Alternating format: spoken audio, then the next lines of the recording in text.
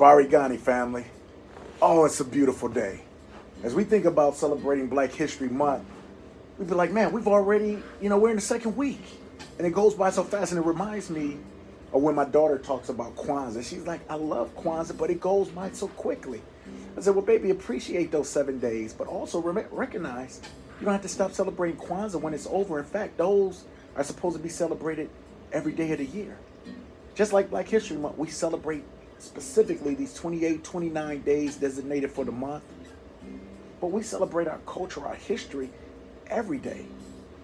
And so we got to talking, and she was like, well, if you do Kwanzaa every day, how can you do it every day? Because during Kwanzaa, every name has a specific day. I said, that's a good question. I said, I do all of them. I try to complete some of all of them every day. She said, well, what's your favorite one?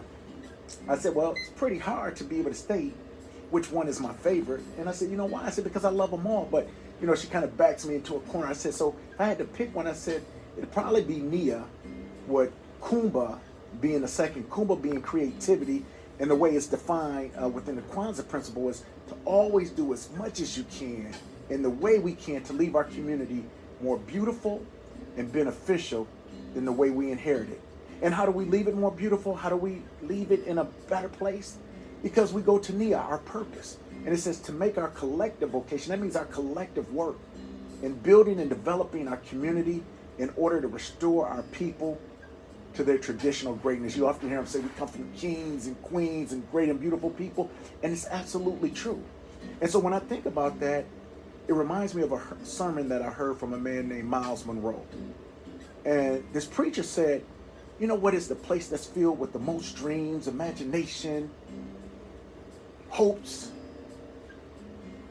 ability to want to manifest some greatness? And I'm listening, and I'm wondering, what could it be? He said, the graveyard. Thinking the graveyard? He said, yes. He said, so many people take their dreams, their hope, their dreams, their purpose, and it dies with them because it never manifests out for whatever reasons. They talked themselves out of it. They didn't believe they could do it, or they let life get so busy. And so as we talk about Black History Month, we want to remind ourselves of these principles of Kwanzaa, specifically with creativity and Kuumba and purpose with Nia. But we want to say, how do we manifest these? And so what I say is, well, we have to do nothing but look closer to within our backyard. I look at this book right here, and I smile because this is my cousin. Her name is Rosalind Metcalf McLean, and she wrote a book called Healing Starts Today. And what I love about it is she talks about her journey in life. And in her journey in life, she talks about the ups and downs that she had. But what I love about it is this resilient spirit. It's this tenacity of I can't stop, it won't stop, it don't stop until I get to the top. And it's a continual process. You see healing, that's that present participle. In means it's a continual process. And when she talks about is how do I heal? But when she figured out how to heal, it reminded me of the ancestor, the Queen Mother Harriet Tubman, who once she got her freedom, understood that her freedom alone was not enough. How could she get her people to greatness, and she would risk her life to come back? Well, that's what this book is to me. It's about being vulnerable enough to share all of our triumphs and some of our lower points, but to do it to help other people have an example of how to heal. But not only our story, but giving specific examples on how to follow that make you heal. And when I think about her, it reminded me of Javon Goodman. And Javon Goodman wrote this book called The Confidence Continuum.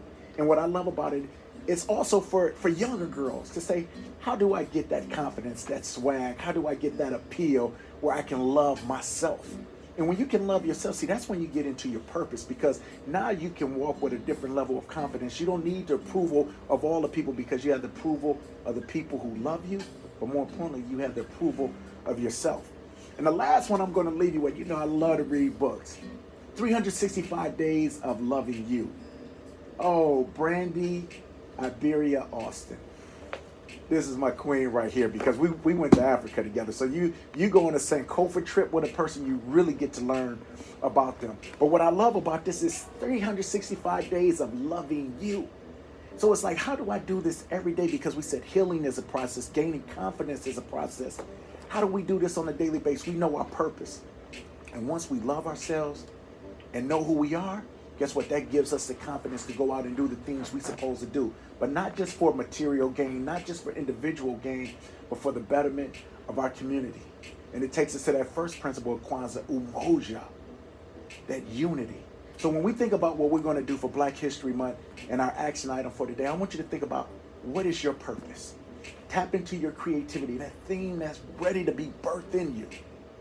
Let it come out beautiful so that the world can share it. Don't take it to the grave. It needs to be birthed right here. I'm the Blacksmith. This has been your moment in Black History.